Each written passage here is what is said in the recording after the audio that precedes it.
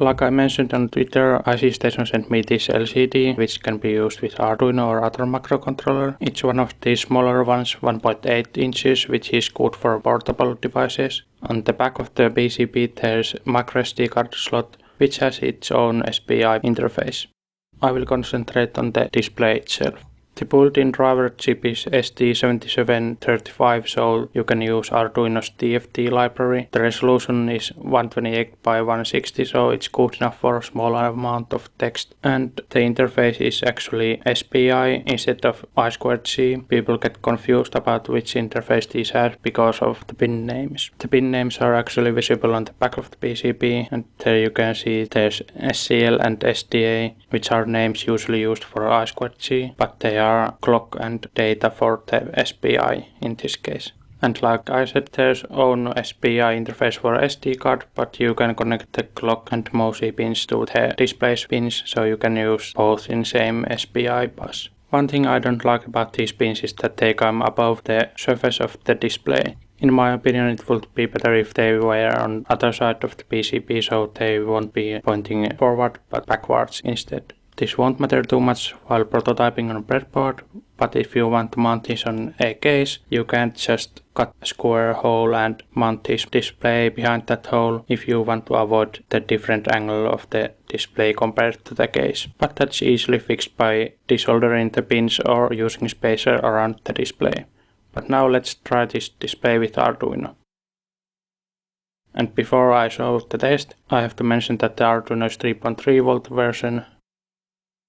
I've replaced the 5 volt regulator with 3.3 volt equivalent, made a cut on the trace right there next to the corner pin, and then I have connected the wire from cathode of the diode to the input of the regulator, so when I connect the USB cable to this Arduino, the 5 volts coming from the computer will get regulated by this 3.3 volt regulator. 3.3 volt power supply with 16 MHz crystal is out of spec for 80MH3828, but it has worked for me.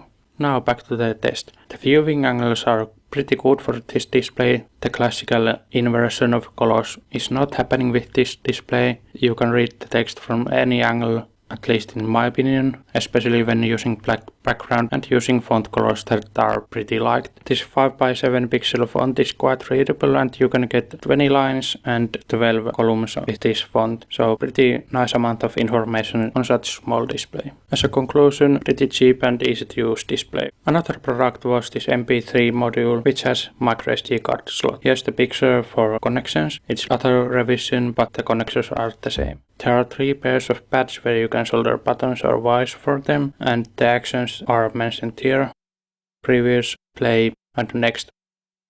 So here are the pads, and when you sort those pairs, they will connect one of these 3 resistors to ground. And the action depends on the value of the resistor. Here are a list of all the resistors that can be used, and here are 3 resistors that are on board, giving you the functions of previous / volume minus, play pause, and next / vol plus. There are a few other functions you could get by connecting some other resistance values, but there's no individual volume buttons. That's something I don't like, but more on that a little bit later on this video. Making a MP3 player with this module is pretty easy. You just need a speaker, which I have here. Then you need 3 buttons. These connectors are for the speaker, and here I'm connecting the power supply. You can hear a little pop from the speaker when you power on, and the music starts playing automatically. There are 2 buttons for changing the track that is playing. And of course these salvage buttons that I've been using for prototyping doesn't work properly. There we go. The track has changed. Pressing it again, there's a 3rd track, and another button will change the tracks on other direction.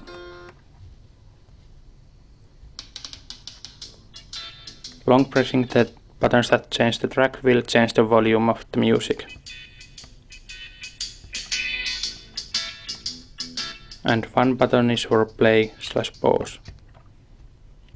When the module is powered on and you plug in the microSD card, the music will start playing automatically.